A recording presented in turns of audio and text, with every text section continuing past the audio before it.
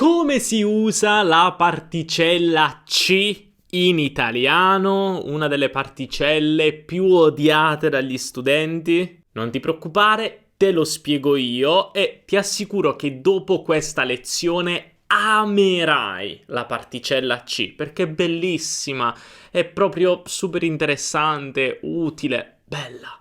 Ciao a tutti e benvenuti a un nuovo video. Io sono Stefano e sono un insegnante di italiano per stranieri. Qui sul mio canale ogni settimana pubblichiamo video di grammatica, vocabolario e cultura italiana. Quindi se ti interessano tutte queste cose non dimenticare di iscriverti. Adesso però iniziamo subito con il video di oggi e parliamo della particella C. Prima di tutto dobbiamo dire che la particella C è un pronome. Il pronome è una parte del discorso usata per sostituire qualcos'altro. Quindi per non ripetere sempre le stesse parole usiamo i pronomi. Però C non è sempre un pronome, insomma ha diversi usi in italiano. E voglio iniziare dal primo, quello più semplice. E anche quello che hai imparato per primo in italiano, l'uso di C nelle espressioni c'è e ci sono. Beh sì, perché quando noi diciamo c'è o ci sono, stiamo usando quella particella, C. C'è e ci sono servono per indicare un luogo, cioè dov'è qualcosa, dove si trova qualcosa. Ricorda che quando abbiamo una vocale togliamo la I finale, quindi C apostrofo per c'è. Quando abbiamo una consonante come sono, invece,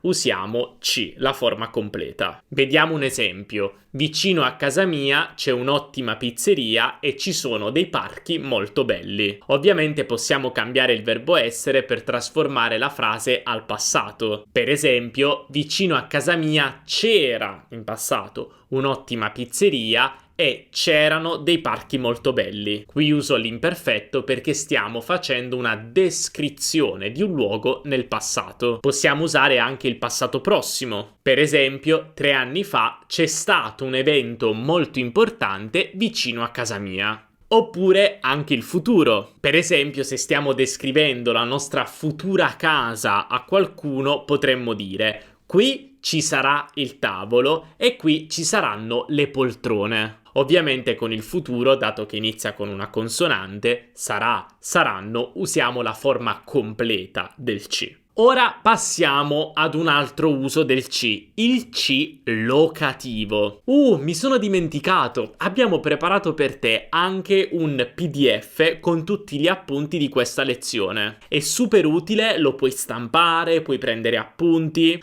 Ed è gratis, devi solo inserire il tuo nome e la tua email. Per scaricare il PDF, clicca qui sotto in descrizione, inserisci il tuo nome e il tuo indirizzo email e te lo manderemo subitissimo. Torniamo alla lezione e continuiamo a parlare del C locativo.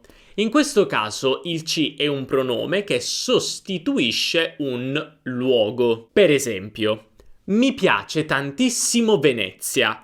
Ci sono stato molte volte. E tu ci sei mai stato? In questa frase non possiamo ripetere Venezia 3 volte. Mi piace tantissimo Venezia, sono stata a Venezia tantissime volte, tu sei mai stata a Venezia?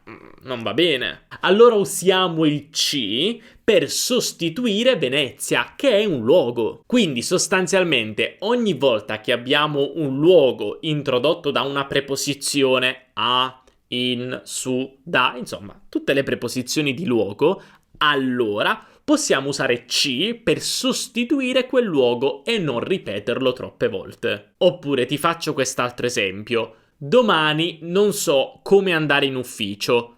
Tu ci vai o lavori da casa? Potresti darmi un passaggio? Quindi in questo caso abbiamo una persona che non sa come andare in ufficio, forse perché ha la macchina rotta. Allora chiede al collega: tu ci vai? Cioè tu vai in ufficio? Così se il collega va in ufficio, questa persona può andare col collega. Oppure, ieri dovevo andare a studiare da Giovanni, ma il bus è passato in ritardo. Ero stanca e non ci sono andata più. In questo caso abbiamo una ragazza che doveva andare a studiare dall'amico Giovanni, ma il bus è passato in ritardo. Lei era stanca e quindi non ci sono andata più, cioè non sono andata più da Giovanni. Chiaramente in questo caso Giovanni è una persona, però quando usiamo la preposizione da con le persone intendiamo il luogo dove si trova quella persona, come per esempio la casa. Quindi da Giovanni significa casa di Giovanni, è comunque un luogo. Ecco perché usiamo ci, è chiaro? Ma ci può anche sostituire le parole, i verbi, le frasi introdotte dalla preposizione a. Spesso questo succede con tutti quei verbi che richiedono la preposizione a. Per esempio, pensare a qualcosa. Per esempio, hai pensato a dove andare domani sera? E io rispondo, no, non ci ho ancora pensato, non ci ho ancora pensato. Cioè non ho ancora pensato a dove andare domani sera. Per non ripetere a dove andare domani sera, quindi un'intera frase introdotta dalla preposizione a, usiamo ci. O ancora, hai pensato a cosa dire alla riunione di domani? Certo che ci ho pensato, cioè certo che ho pensato a cosa dire alla riunione di domani. Ma adesso ti insegno qualcosa che forse non sapevi.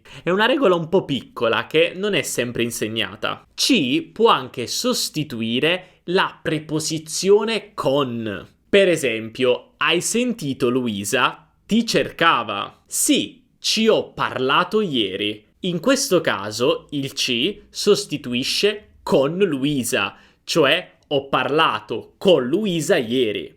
Per non ripetere appunto Luisa usiamo ci, ma ci sostituisce con Luisa. Questo è un uso che non viene insegnato spesso, però è molto frequente. E per finire concludiamo con il ci di proprietà. Infatti in italiano spesso usiamo il ci in combinazione con il pronome oggetto diretto e il verbo avere per intendere proprietà. Per esempio, hai portato lo spazzolino? No, non ce l'ho, me lo dimentico sempre. No, non ce l'ho. In questo caso usiamo il ci che diventa ce davanti al pronome oggetto diretto lo e il verbo avere, quindi no, non ce l'ho, per indicare il fatto che non abbiamo, non possediamo quella cosa. Ma in realtà possiamo osservare questa struttura anche quando l'oggetto che abbiamo o non abbiamo è presente nella frase. Per esempio, ce l'hai lo spazzolino? Ce l'hai lo spazzolino? Qui usiamo ci più il pronome oggetto diretto lo per lo spazzolino, però comunque abbiamo il nome lo spazzolino nella frase. Questo perché la struttura ce l'ho, ce l'hai, non ce l'ho, non ce l'hai è una struttura molto molto comune per enfatizzare l'idea di possesso.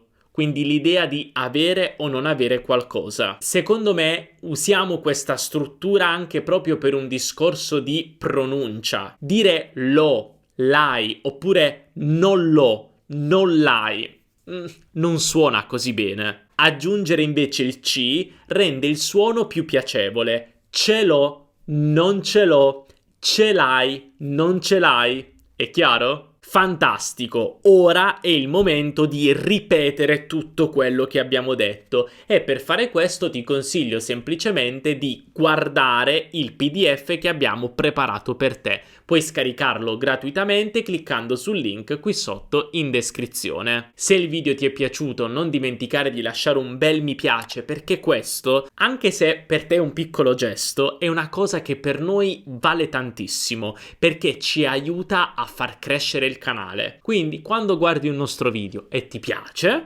metti mi piace, per favore. E poi se non vuoi perdere le lezioni future non dimenticare di iscriverti al canale e attivare la campanellina. Noi ci vediamo nella prossima lezione. Un abbraccio dall'Italia, ciao!